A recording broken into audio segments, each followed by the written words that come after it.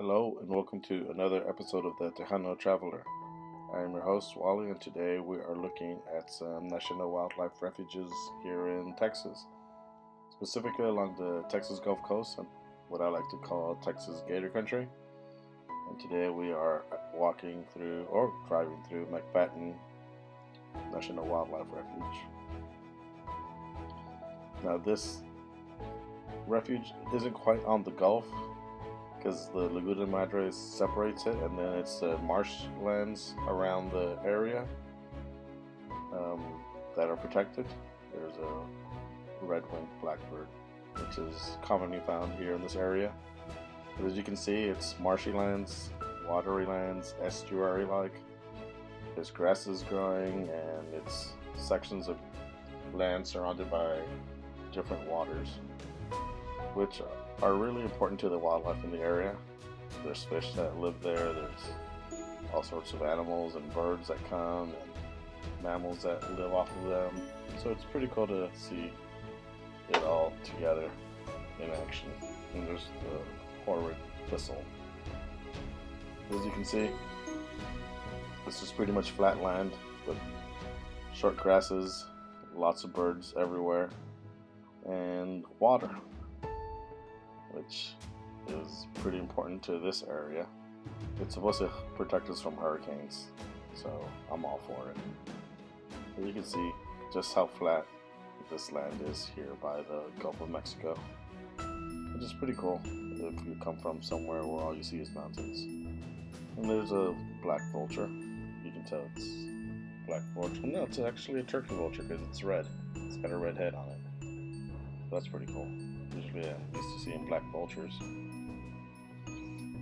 But there's some of the water. A lot of people come here. They go crabbing and fishing, and for the most part, have a good time. I'm all for that. I'm glad the government has set aside these lands for recreation and for hunting and for fishing and all that, and to appreciate those grasses. Look at those grasses. I just want to munch on them and be a cow. See meat and just feast on them. Anyways, here you can also drive along the Intracoastal Waterway. I used to think it was called the Intracoastal Waterway, but it's not. It's Intracoastal. And there's a great blue heron, one of my favorite birds in Texas. And this series of canals was made so that the United States could ship things intracoastally. It follows along the Atlantic and then goes around Florida and then winds its way through the Gulf of Mexico. This was done in order to prevent having to go over open waters, which is a lot more dangerous with all the waves and all that stuff going on. So it's pretty cool to actually see all these little tugboats shipping things back and forth along the Gulf.